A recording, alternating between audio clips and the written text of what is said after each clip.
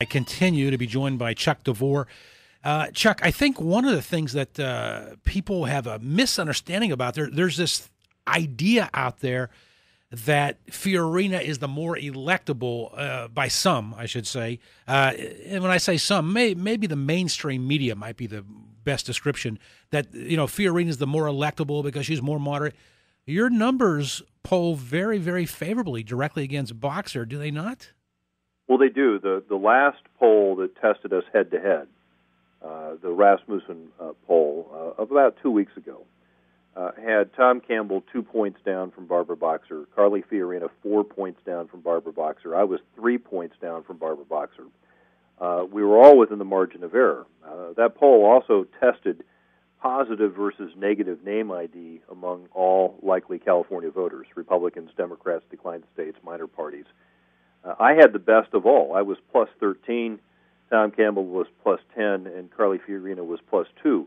So this whole idea of the electability narrative with Carly Fiorina versus Barbara Boxer takes on 4 elements. Number one, she's a multimillionaire, so that she can largely fund her own campaign. Well, this might be true if this was Kansas or Nebraska, but this is California. And to put things into perspective, Meg Whitman has so far spent on her campaign more than Carly Fiorina's entire net worth. So it's not likely that Carly Fiorina is going to spend the sort of money that Meg Whitman has, because she doesn't have it. Number two, there's a theory that somehow you need a woman to go up against a woman in Barbara Boxer. This is debunked by the fact that there's been a few statewide polls that have shown that among women, I actually run better against Barbara Boxer than has Carly Fiorina.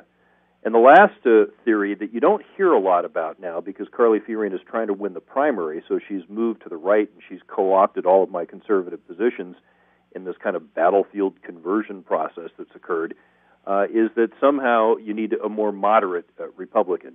Now, she was kind of willing to go down that line before Tom Campbell dropped out of the governor's race and into the Senate race. But now that Campbell's done that, he is the true moderate running. And so Carly Fiorina has realized that to win the primary, she's got to run to the right. So she's abandoned her moderation in just a few months' time, and she's raced to the right to try to be as conservative as me.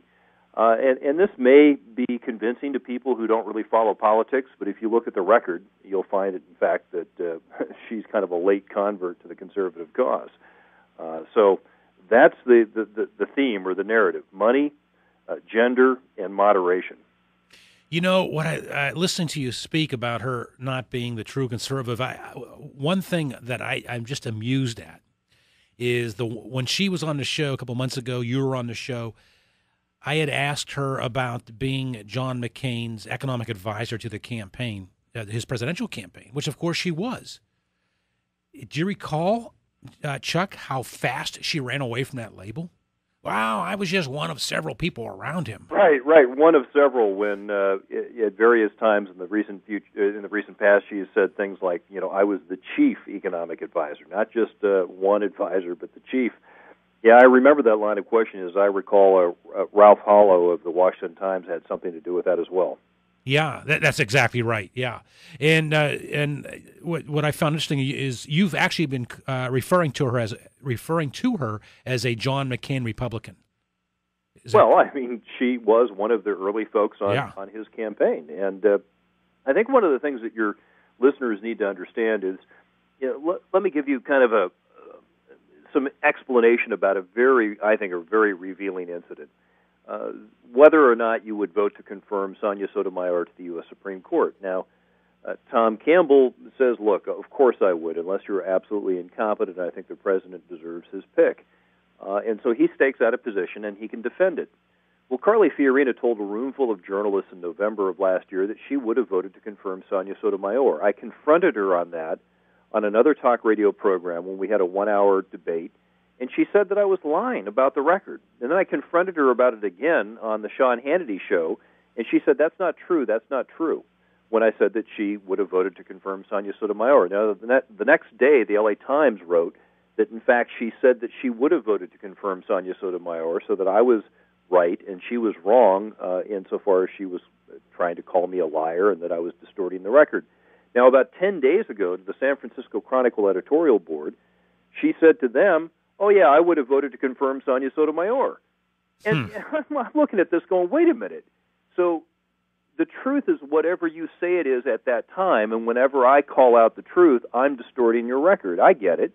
I was just dumbfounded by the fact that she could, flip-flop back and forth and yet say that I was somehow distorting her record, and yet tell the San Francisco Chronicle Ed Board that, in fact, she would have voted to confirm.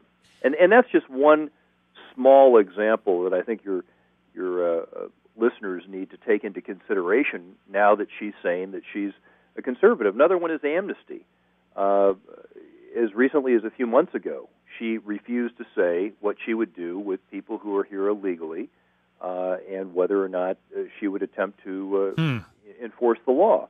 Now, at the debate that we had last week in Los Angeles, I think I said 3 times that I was the only candidate who was unambiguously against amnesty, and finally I got both Tom Campbell and Carly Fiorina to say no, they were opposed to it as well.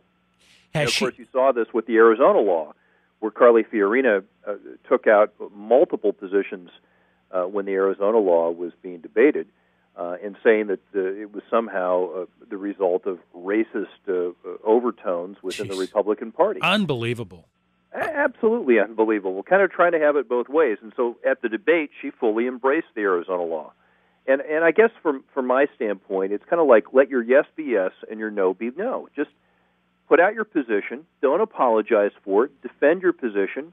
And tell the California voters why you think what you think. Don't keep trying to game it and be coy and trying to be all things to all people. I think tired of that. I think you say it well on your website. I'm actually looking at the website of Warriors for Congress, where they've clearly taken some wording from your website.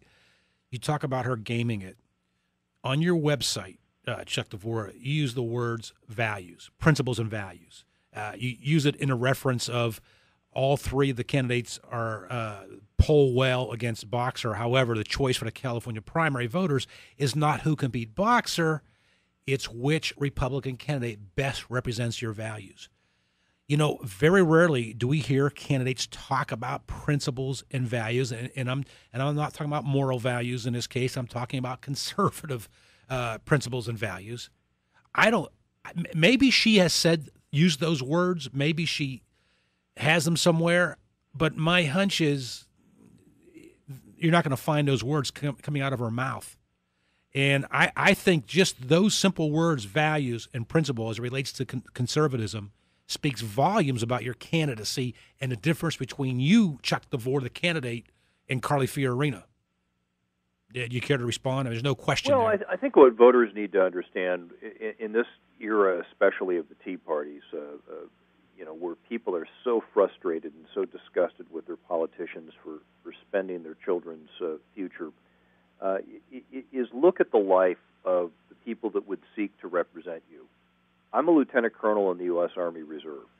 I served Ronald Reagan in the Pentagon. I've never missed an election since I turned 18 in 1980. In the case of Carly Fiorina, her first vote that she cast was in 2000 at the age of 44.